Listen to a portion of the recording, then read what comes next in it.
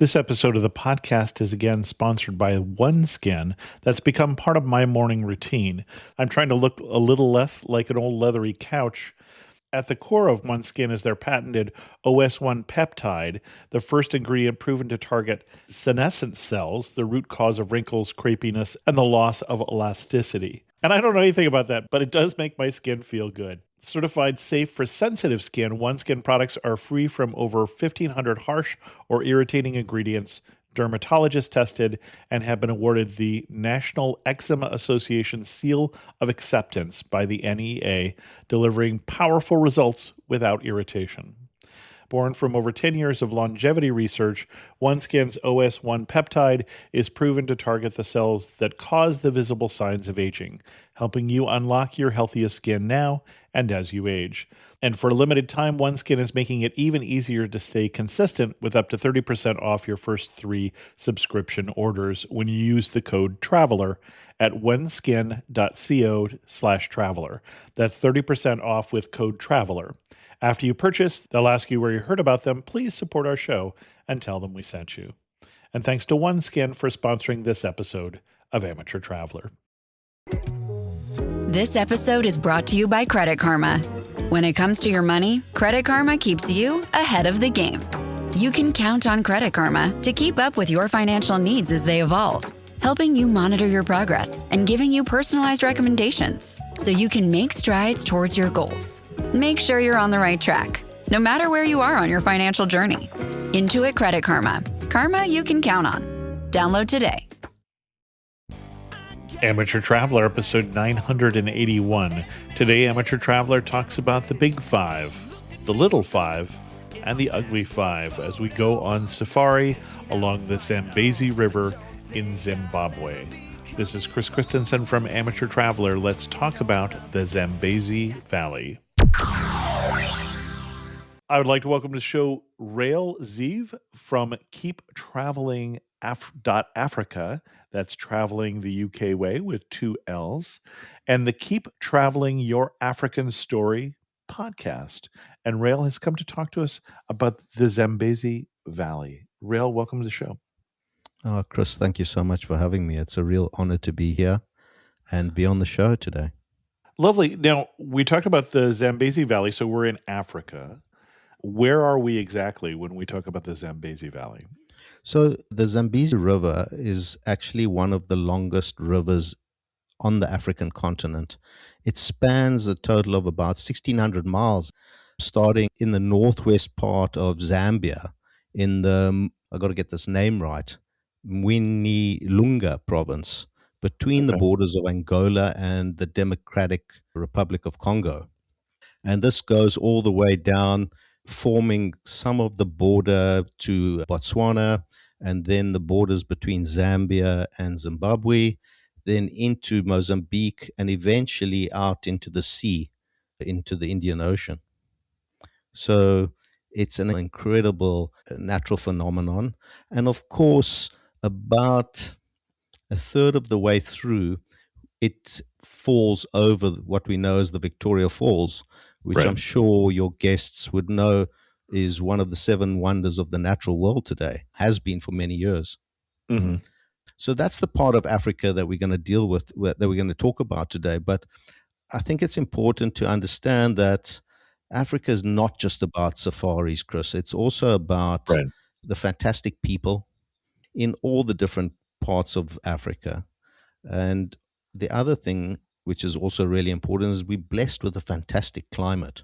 Besides, if you want to go and sit in the middle of the Sahara Desert, which I don't recommend, but for the most part, Africa really enjoys a fantastic climate throughout the year. The winters are not so harsh, the summers are not so harsh, and the average temperatures are just wonderful.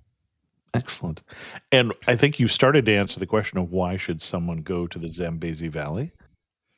Yeah, stretching for so long.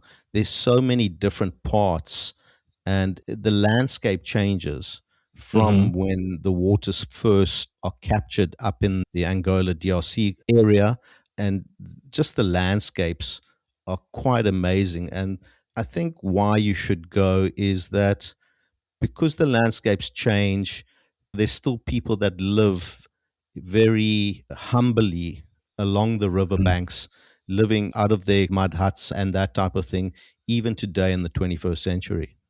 Excellent. What itinerary are you going to recommend for us? I'm going to recommend three different areas of this river. And Okay. because we've spoken about safaris, it's important to understand that a safari is not just sitting on the back of a Jeep. Okay.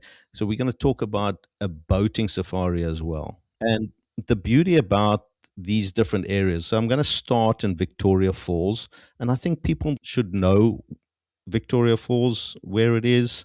So, Victoria Falls, first of all, is very easy to get to from an international point of view. Okay, there's Right. many different airlines that fly into Victoria Falls, either directly through the Middle East, like Dubai or Qatar, or you can actually go through Johannesburg and then connect up there. You can go through Ethiopia. So it's quite an easy destination.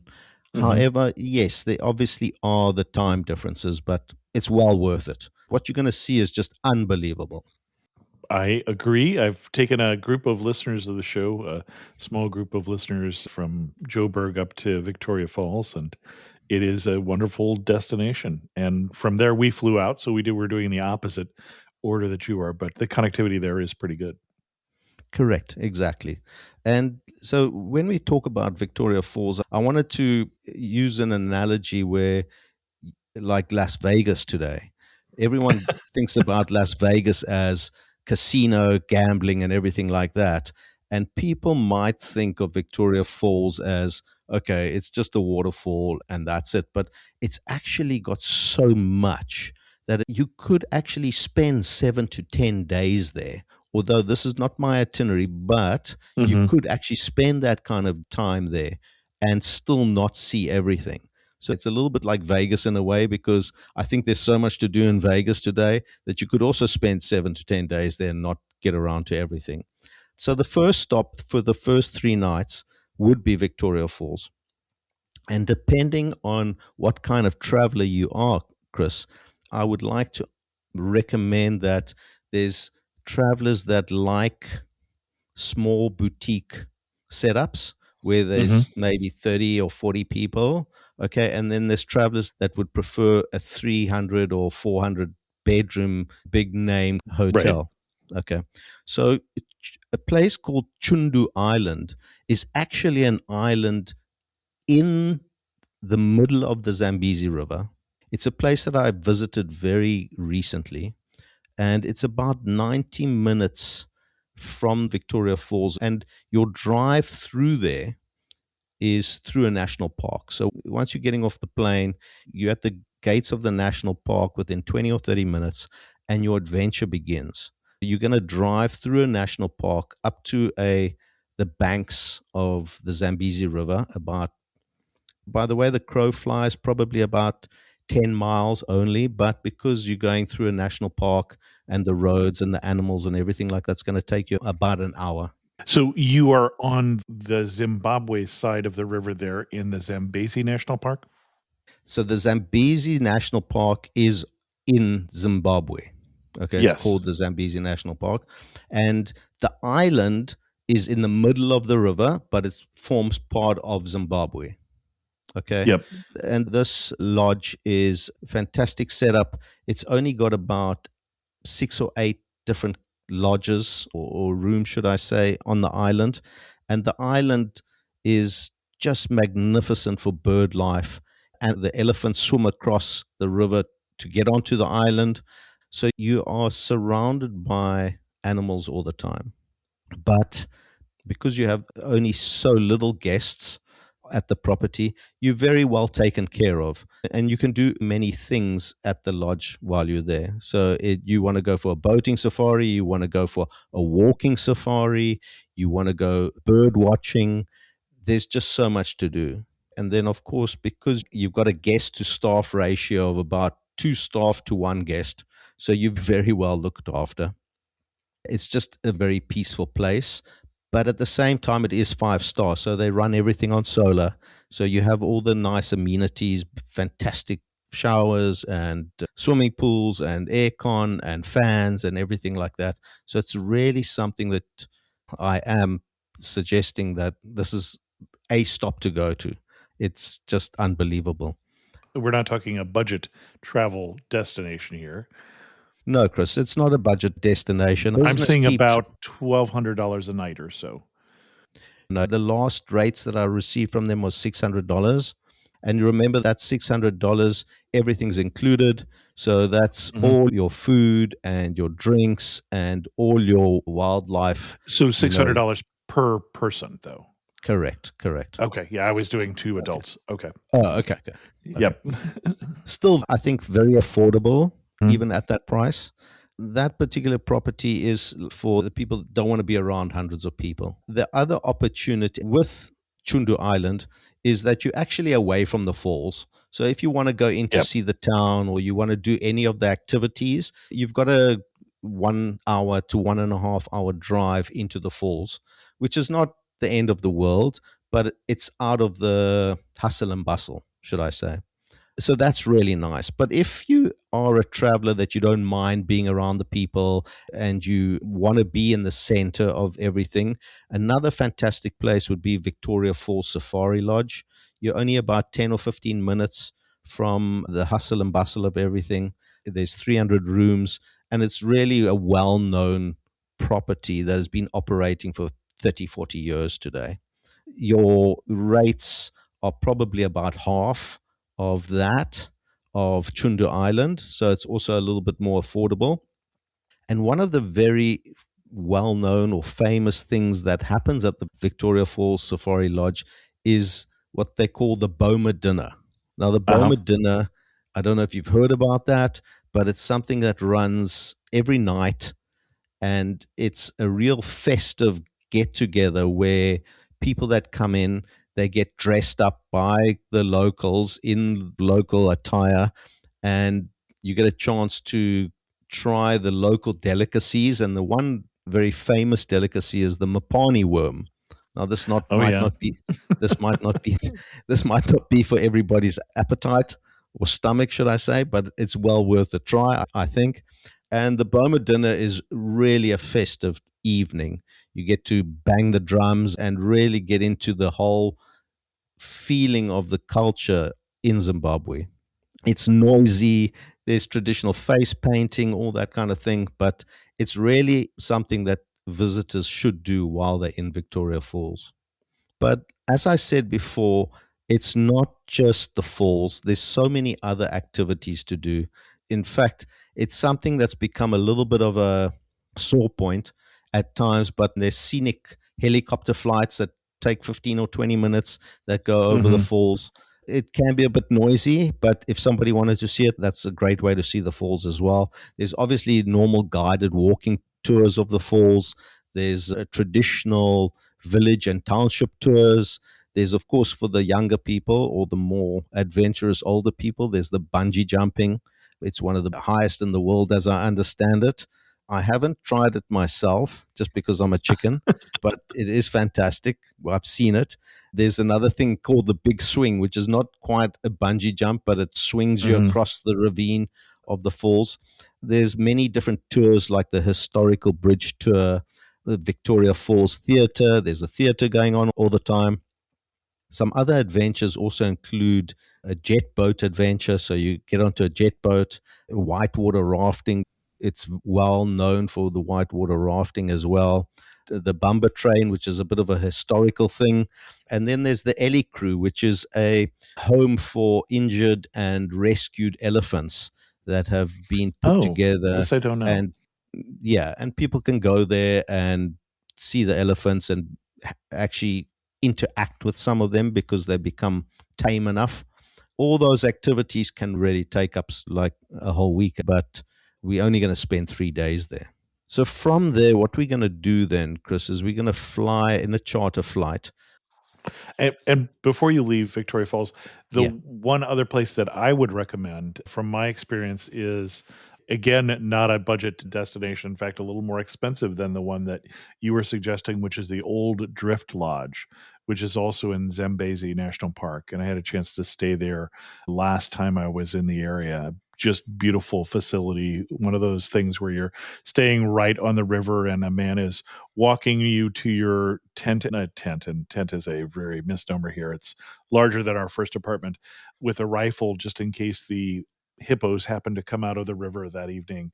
And just a quite a interesting thing. And as you were saying, obviously all of these lodges that you're staying at here, it's not just a hotel, it's a hotel and safari experiences and all sorts of things like that as well. No, listen, you are 100% right in the fact that you get escorted back to your rooms at night. And when during my introduction you spoke, why should people come here? And I said, the people are just fantastic. And I want to reiterate, the locals will just not even interfere with you. And when people say, is Victoria Falls, Zimbabwe safe? As far as the locals hassling you or anything like that, it's 110% safe. What isn't safe is that if you want to walk on the road from your hotel into the town or something like that, the problem is the wildlife, because as big as an elephant is, it's gray, it's dark, and those are the things that are going to cause a problem for you. The lodge that you spoke about, yeah, let's be honest that there's many lodges and Yeah. properties that you can stay at. And it's something that I like to touch on. And the grading council that's been around for many years seems to grade properties on the amenities that they produce, the aircon and the fans, and whether you have a fridge in your room and that type of thing. I always like to push to my clients the actual experience that you're going to offer, Yeah. that you're going to Especially obtain. in this region. Yeah. Correct. So in certain parts, it might not be a 5-star accommodation, but it's going to be a 5-star experience. Okay. And I think it's important to push that thought home as well. Starting the year with a wardrobe refresh, Quince has you covered with luxe essentials that feel effortless and look polished. They're perfect for layering, mixing, and building a wardrobe that lasts. Their versatile styles make it easy to reach for them day after day.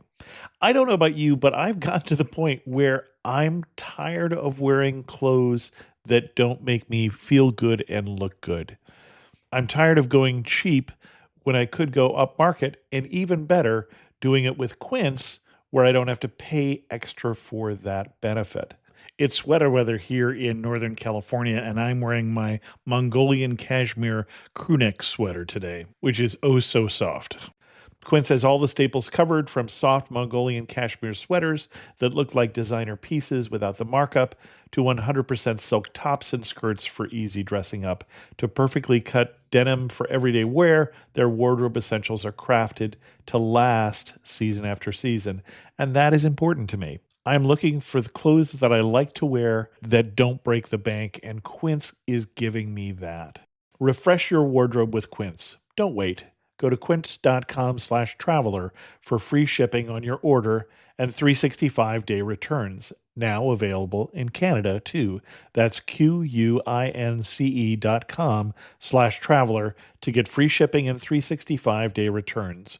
Quince.com/traveler. And thanks to Quince for sponsoring this episode of Amateur Traveler. Now that the holidays are over, you might be feeling like you've got a big spending hangover. The drinks, the holiday foods, the gifts, it all adds up. Luckily, Mint Mobile is here to help you cut back on overspending on wireless this January with 50% off unlimited premium wireless. All plans come with high-speed data and unlimited talk and text delivered on the nation's largest 5G network, possibly the network you're paying more for right now. Use your own phone with any Mint Mobile plan and bring your own phone number along with all your existing contacts. If you could get the same coverage, why would you pay more? This January, quit overspending on wireless with 50% off unlimited premium wireless. Plans start at $15 a month at mintmobile.com/traveler. That's mintmobile.com/traveler. Limited time offer, upfront payment of $45 for 3 months, $90 for 6 months, or $180 for a 12 months plan required, $15 per month equivalent. Taxes and fees extra, initial plan terms only, greater than 50 gigabytes may slow when network is busy. Capable devices required, availability, speed, and coverage varies. See mintmobile.com. And thanks to Mint Mobile for sponsoring this episode of Amateur Traveler. And the first 2 nights that I spent in Victoria Falls, I spent them in a tent on a G Adventures, much more inexpensive experience. It's a very different experience, but the falls are the same. But that's all you get is you just get your tent and your guided thing. You don't get the safaris included, and obviously you don't get the gourmet meals and those sort of things. So there are options at different price points, but the lodge experiences are quite wonderful if you can afford them. Yeah, but you were starting to head us on here. And we were going to go head on, and then we came back. We turned around. My fault. We turned the plane around. So what we're going to do is we're going to transfer on a private charter from Victoria Falls to Boomy Hills. Now, Boomy Hills is a lakeside area of Kariba. And Kariba is part of the Zambezi River, but Kariba is actually the second man-made lake on the African continent. It was built in 1951 and took about 5 years to finish the development. And during that development, many of the cofferdams actually broke. And there's an old saying that the river god, which is called Nyami Nyami, was behind these issues of the cofferdams breaking. But it's quite a fascinating bit of history. And once it was actually dammed up in 1955, 56, it took another 4 to 6 years to fill up. And during the time that it was filling up, so now we were in the valley. You can picture this. You've dammed a particular part of a gorge, and now the lake is starting to fill up. And what was happening was a lot of animals were actually trapped on little islands. So there was an operation in the late 50s, early 60s called Operation Noah, fittingly named, I think, and which saved approximately 6,000 different animals were saved off islands, everything from snakes right up to the big elephants. So that's a little bit of history as far as Lake Kariba is concerned. And Lake Kariba was actually built as a hydroelectric power station, still operates today, probably not as economically as it should. So what we're going to do is we're going to take probably a 50-minute charter flight from Victoria Falls, now heading a little bit north, about 300 kilometers. What is that it's about 200 miles. 180 miles. Yeah, about 180 miles up north. And we're going to land in Boomy Hills, which is, again, on the lakeside of Kariba.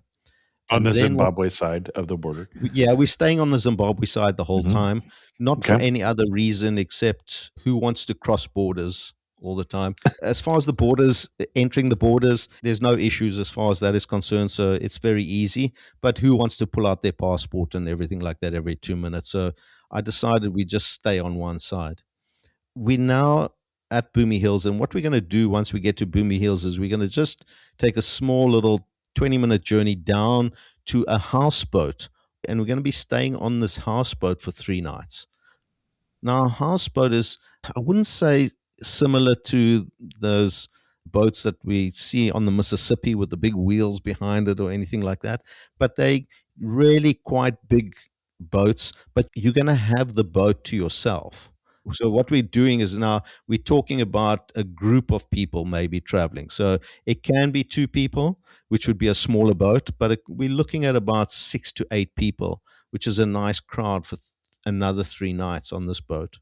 Now, the boat is very well put together.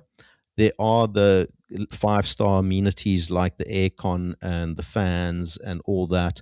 But what I've found in my many trips of staying on a houseboat is that if you actually put your mattress on the top deck at night, the star scene that you get those nights, Chris, is absolutely, it's just mind-boggling. I can't explain it in words because you actually have to see it to believe it. I think because you are in this deep valley, essentially. And Hmm. because you have no other light pollution around you being on this houseboat, the beauty of the stars is just unbelievable. The houseboat is manned by the captain, his sidekick, and a chef. So these three crew will stay on the boat with you during your 3 night stay. Okay. One question is roughly what price range are we talking about for these? I see there's a variety of houseboats available. Yeah, of course, there's a variety of houseboats available, but I was going to get to the price like towards the end of the whole trip, okay? Because it's built into a whole trip with the charter flights and everything like that. So, is that okay with you to do it like that? I suppose. But if you want to talk about pricing now, I would say that you're looking at about $700 to $750 per person per night for this entire trip of 9 nights. Okay. Okay. Okay. And this is the high end. So you can come down to a lower end, but it can't be too low because you can't sleep on a wooden deck in the middle of Kariba. So there is only a sort of 4 and 5 star. There isn't really a 3 star houseboat out there. Does that answer your question? Yep. So the size of Kariba is about 220 kilometers. I'm sorry, I'm going back to kilometers. I'm not at the That's okay. miles. Okay. It's about 220 kilometers long, about 20 kilometers wide. But don't let the size fool you.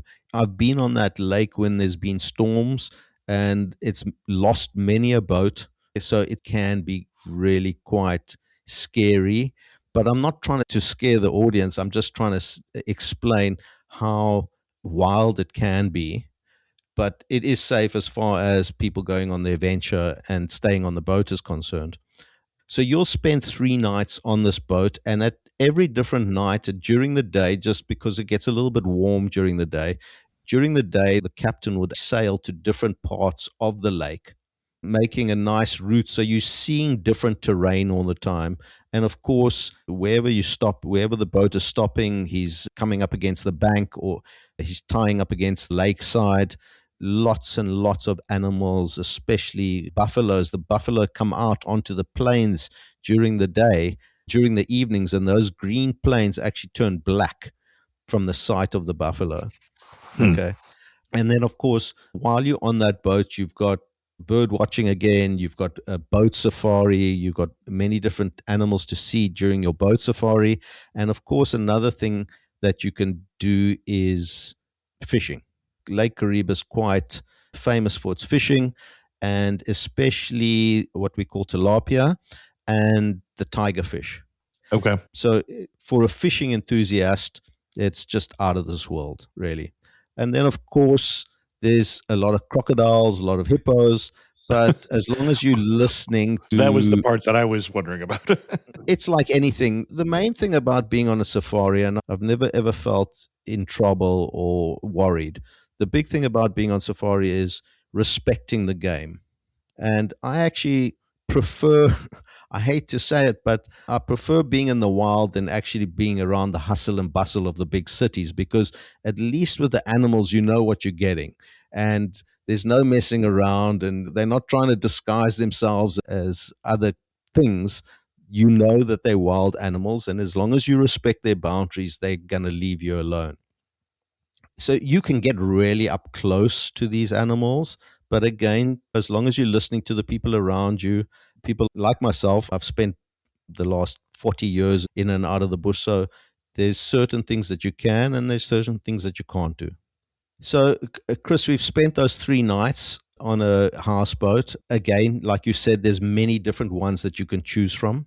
We're talking about 4 and 5 star kind of things. There are lower end level things, but what I'm trying to say is that while you might have landed in Victoria Falls and been able to do some sort of camping there or self catering there, once you get to Kariba and you want to be on a houseboat, there isn't much availability as far as that kind of level of being on the lake, if that makes sense. Okay. Okay. So when we finished at Kariba, even though we've landed at a place called Boomy Hills, we're actually going to end our trip at Kariba town. And from there, we're going to take another charter flight, which is only about half an hour about 130 miles north again, further along the Zambezi River. Now, you might Okay. ask me, why can't we just carry on going down the river with the boat? Obviously, the lake is a lake and it's dammed, and there's a dam wall. And after the dam wall, you can't just walk down to the bottom of the river. And because we are guided by our time frame here as well, so we're going to take another charter to the famous Mana Pools, which I'm sure that you are familiar with. It's a UNESCO World Heritage Site. And again, it's another world completely, yet it's still part of the Zambezi River. Here, it's really famous, the Mana Pools. Again, we've got different lodges, many different lodges. And this is a national park, we should say. Correct. Sorry. Yeah. So Mana Pools is a national park. Many different lodges, again, 4, 5 star. But here you can go down to that sort of self camping, setting up your own tent and everything like that. But the majority of places in Mana Pools are only open during the dry season, because Okay. during the wet season, accessibility for stock and food and things like that is just really quite difficult. So they generally close for about 3 to 4 months during the wet season, depending on how long the wet season is And the going to dry go. season versus the wet season is when? So your dry season in that part of the world, we're talking about from about March to about the end of October. Okay. Okay. And the other advantage to traveling at that time is, because it's the dry season, the animals have now eaten all the green grass. So it opens up the viewership or the viewing opportunities, because all the animals have eaten the grass. All the grass is down to an inch off the ground type of scenario. And so you can pick up and see animals a lot clearer. Okay. Okay. And you can also draw those animals into water holes as well. So they're going to come to the water holes, or they're going to come to the banks of the river or the banks of Kariba, obviously to drink. During the wet season, everything is green, the bush is overgrown, and it's very hard to see. And then, of course, animals don't have to go very far because there's just water Right. wherever they are. Now, Mana Pools is especially famous for its walking safaris. And if I can say to your listeners, if any kind of safari you want to go on today, a walking safari is by far the greatest thing that you can do. One, it keeps you fit, but it really gets you a lot closer to the animals, because the animals are not stupid, so they can't hear the truck coming. Your guide is professional. He's going to be walking you upwind as opposed to downwind to the Mhm. animals. And so you can really get up close, and the animals actually play the game. So they're not out there to charge you, and you'll be with a very good guide. They do carry weapons for the very worst case scenario, but So this is the guides, not the animals, just to clarify. sorry. Yeah. I haven't seen an animal carrying a weapon, but yeah. So the guards will carry only as very last precaution. But what can I say? The guiding qualification is quite a difficult one to obtain. So Mhm. these guys really know what they're doing. You're going to be well looked after. And as far as a place is concerned to stay, I'm recommending a place called Little Rukumechi. They have both the Little Rukumechi and the main camp Rukumechi. And again, these are opportunities to either be in a very small kind of setup where there's maybe 3 or 4 tents, versus a much bigger setup as 12 or 15 or 20 tents. So again, depending on the traveler, how he wants to stay, there's those kinds of opportunities for them as well. It's really perfect for small groups of families, very intimate again, but it has all the mod cons available. Everything today is running on solar and that type of thing. So there's no issues as far as all the amenities are concerned. Now, what you're going to see as far as animals that you might not have seen in Victoria Falls and on Kariba is you're going to see a lot more African wild dog. And the Mm. African wild dog is probably the most successful and clever hunter out of all the animals. When they go on a track, okay, of tracking down some prey, they very seldom will lose that prey. They 90% of the time that prey is going down, and that's going to be dinner for the night. I think I heard 80% in Botswana, but yes, the most successful pack hunter in Africa. Yeah, they're just unbelievable. And if you're really lucky, you'll get to see them just being social on the plains where the pups are playing. And it's just very similar to a group of normal dogs where the pups are running around and the adults are lazing around and that type of thing, but super, super efficient. And if you get the opportunity to follow a hunt like that, you'll be super impressed to see what happens at the end of the day. And I would double down on what you're saying. The experience I had of both hanging out with a group of wild dogs with their incredibly ridiculous yip that sounds like the dog has been breathing helium. It's not a dog sound. So they look like your dog, but they don't sound at all the same, but they're playful. The pups are playing things. And then they go on a hunt and they tear something apart. They are a wild animal and they are ferocious and successful. So watching them chase down an impala as a pack was a singular experience in terms of safaris that I've been on in Africa. Yeah, absolutely. Yeah, yeah. And of course, there's a lot of cat available in Mana as well. So you'll see a lot of leopards, cheetahs, and that type of thing. Many different antelope on the plains there as well. So if you haven't seen every single animal that you want to see during these 9 nights, I'll give you your money back. Let me say, okay, on your trip. So you don't have to worry about that, Chris. So the beauty about this is that although you're going to have really exciting days, you're going to be able to also kick back and relax. Some of these lodges do not have Wi-Fi, so you can disconnect as well, which I think is a great thing. You don't have to, but again, if you want to, you can. Some of them will carry Wi-Fi for you wherever they're trekking. That's not an issue. Then at the end of your 9 nights, you'll get back to the airstrip and they'll take you back to Victoria Falls. So that's either a trip back to Victoria Falls and you can leave straight from there, or we can take you from Victoria, from the Mana airstrip back to Harare, or we can take you to a couple of other airstrips where you could exit from as well. So it's fairly easy to get in and out of. Kaylee Cuoco and Sam Claflin star in the MGM Plus original series, Vanished. When the man Alice loves disappears on a train to the south of France, every romantic memory becomes evidence. Every intimate detail, a potential threat. She thought she knew everything about him, but she may not even know his real name. 4-part thriller Vanished premieres February 1st on MGM Plus. Finding the truth is a dangerous affair. This episode is brought to you by Indeed. Stop waiting around for the perfect candidate. Instead, use Indeed sponsored jobs to find the right people with the right skills fast. It's a simple way to make sure your listing is the first candidates see. According to Indeed data, sponsored jobs have 4 times more applicants than non-sponsored jobs. So go build your dream team today with Indeed. Get a $75 sponsored job credit at Indeed.com/podcast. Terms and conditions apply.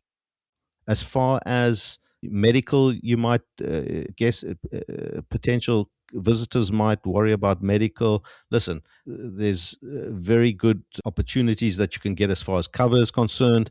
The basics is make sure you have your malaria, and as long as you cover up at night. I've always thought of malaria. I've been in the bush, like I said, for 40 years, never had malaria. So I always use the term prevention is better than cure. So I'm spraying myself up and down every night. But I think there are some people that are just mosquito attraction people, and and whatever they do, they're going to get bitten. I'm lucky I'm not. But if you are, you just got to take that precaution. But otherwise, again, you're going to be well looked after, you're going to be well rested, and you're going to really see some amazing things. And it's not just about the big 5 as well, Chris. I think there's also the Little 5. I don't know if you're aware of the Little 5. Have you come across the Little 5? I am not aware of the Little 5, no. If you're not aware of the Little 5, okay, so the Little 5 is, these are, and let me see if I can get this right. So we have the lion ant. So they all share the same name as the Big Five. Okay, The elephant but shrew, the buffalo the, weaver, the correct, leopard correct. tortoise, the There you go. antlion, and the rhinoceros beetle. No, I had not heard Okay, those before. and there's even the ugly five as well, which is obviously the hyena is right up there. The hyena's up there. There's the vulture. There's the anteater. There's I'm not going to try and search this up while I'm talking, but there's those. So you're going to be Oh, the able to. warthog. There you go. Okay. That's right, the warthog.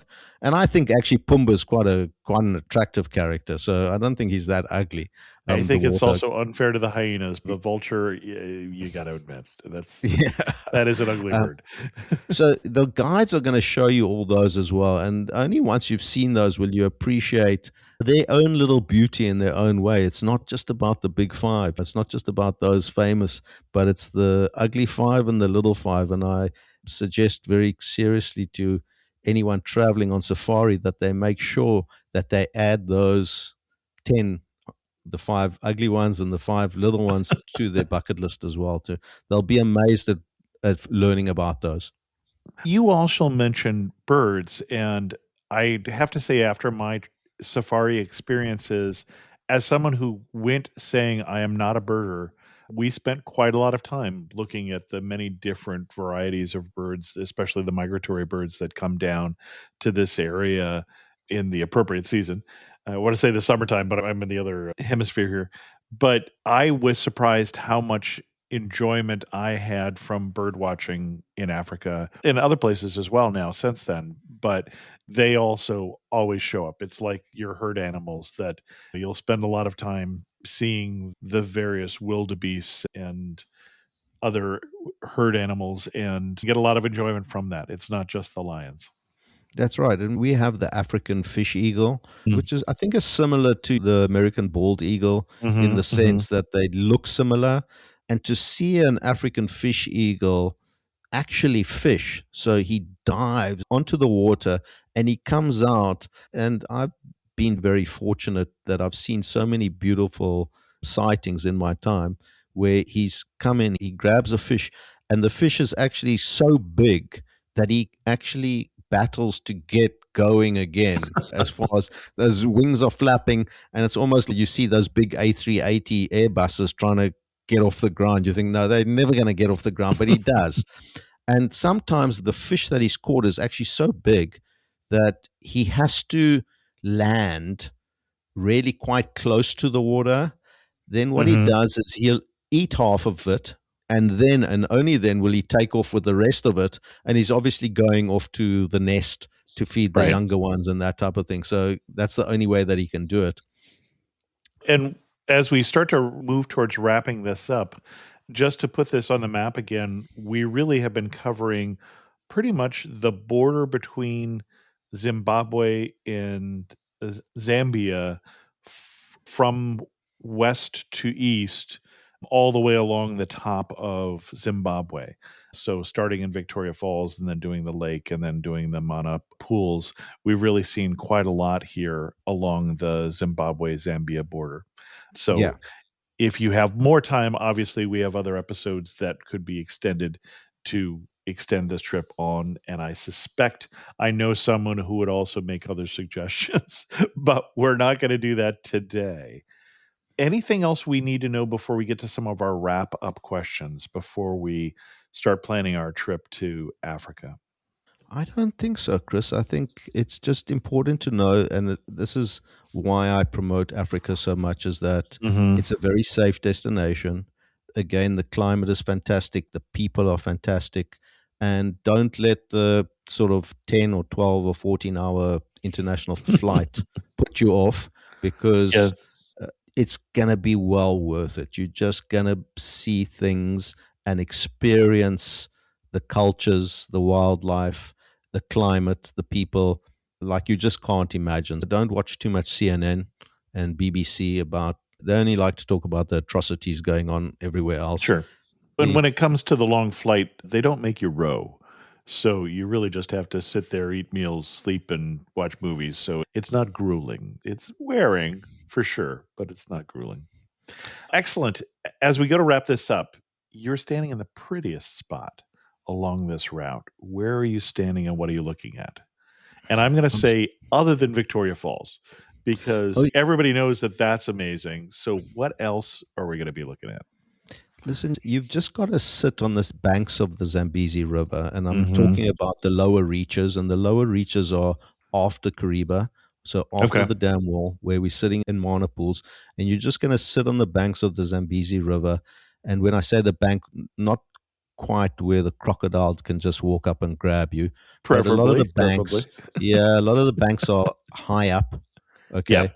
And if you sit on that bank watching the sun go down, and everything going on around you, all the animal sounds going on around you, and the sun going down, Chris, I can guarantee you there's not many places. I know that you're well traveled, and I know that you promote travel everywhere in the world, but I'm going to challenge anybody that can come up with such a fantastic sight to watch the sun go down on the Zambezi River. Excellent.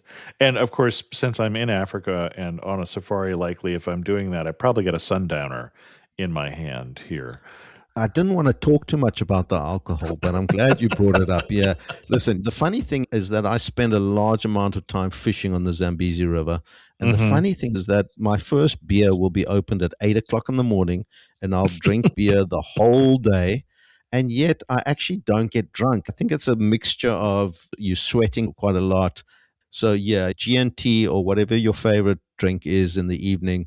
Wow, what a way to end the day. And meals that you just couldn't even think of. How some of the lodges that I've spent time at come out with some of the food that they do is unbelievable. And I just want to just go back to that houseboat where you're on a houseboat and the kitchen is the size of that first apartment that you were talking about. I think it's Yep. smaller, it's really tiny. And yet the quality of the food that they come out with, Chris, is just unbelievable. So you're not going to be leaving the Zambezi Valley any lighter than what you arrived. That's for sure.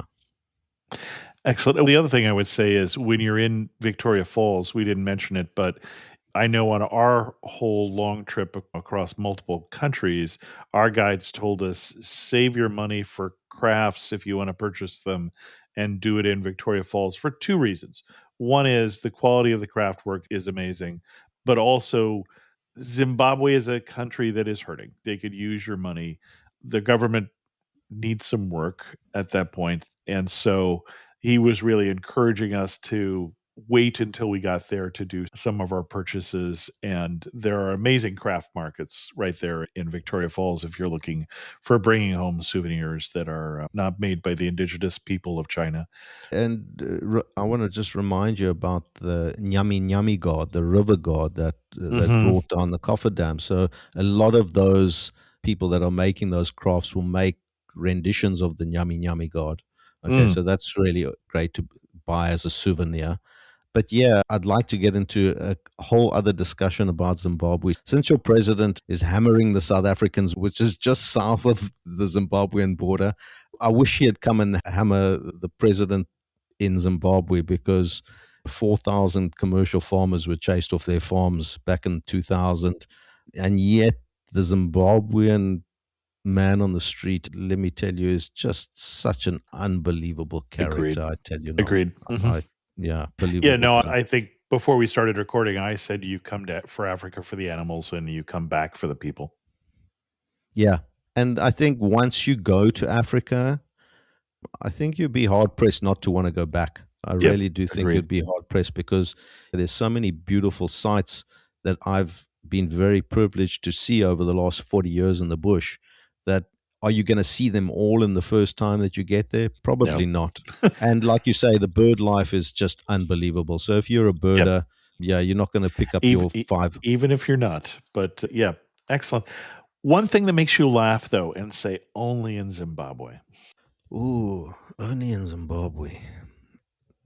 The fact that I need to think about this one, only in Zimbabwe. The fact that you'll be stopped. So the road infrastructure is really poor, because basically since 1980, when Zimbabwe gained independence from Rhodesia, the infrastructure was never kept up. Yep. It was never maintained.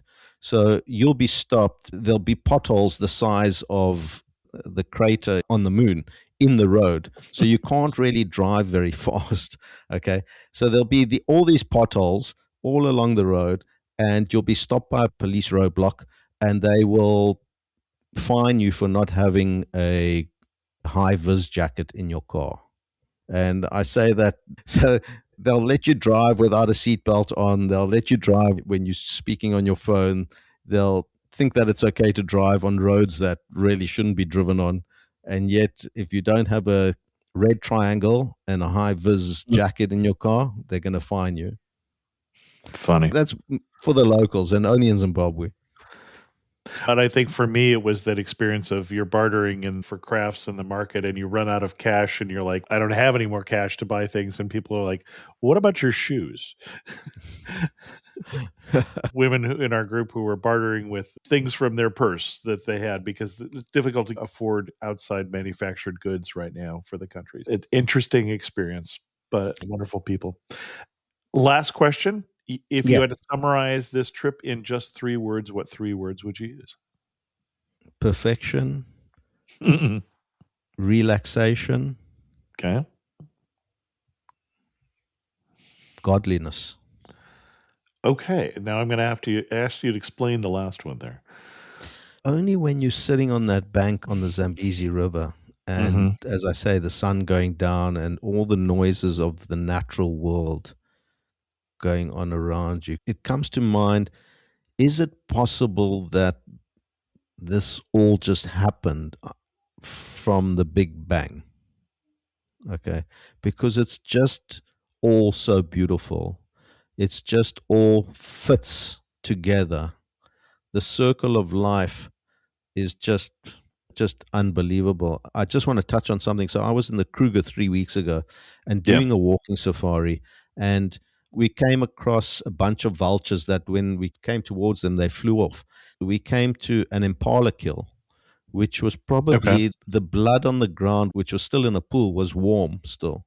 And the impala was probably about 90% demolished already. And the guide said to us, no, this is probably based on the warm blood and everything, like this is 20 minutes old. And we came back the next day and there was nothing left. There was maybe a little bit of a skull left. I don't know why I've gone off on this point, but it just, the circle of life just makes so much sense when you see something like that happening. Excellent. Well, before you have a chance to break into song there with the Circle of Life, you mentioned that you do a podcast, the Keep Traveling Your African Story podcast. And as a fellow travel podcaster, I have to ask for more information. What do you cover on the show?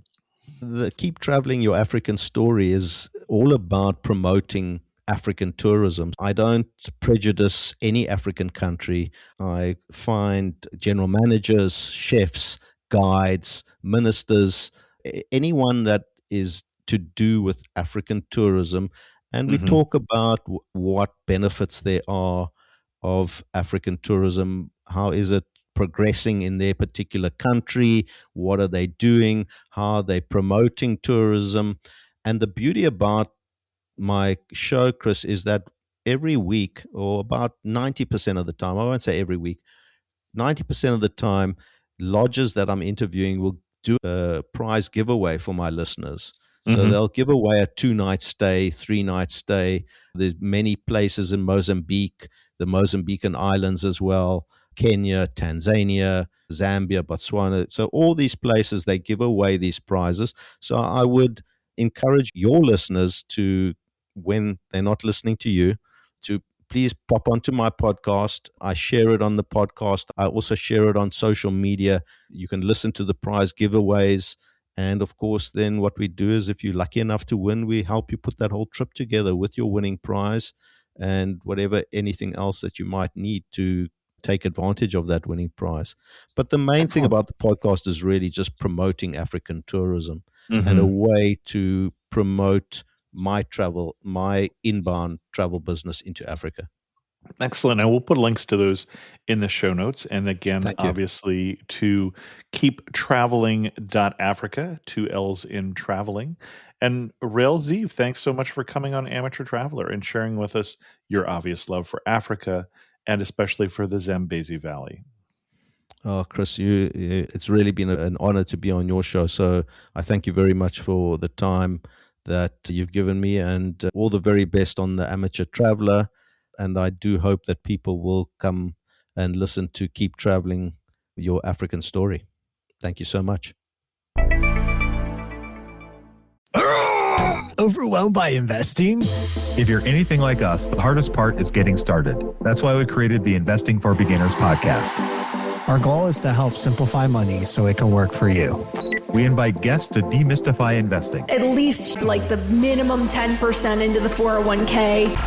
I'm Dave Ahern. And I'm Andrew Sather. And we hope you join us on the Investing for Beginners podcast.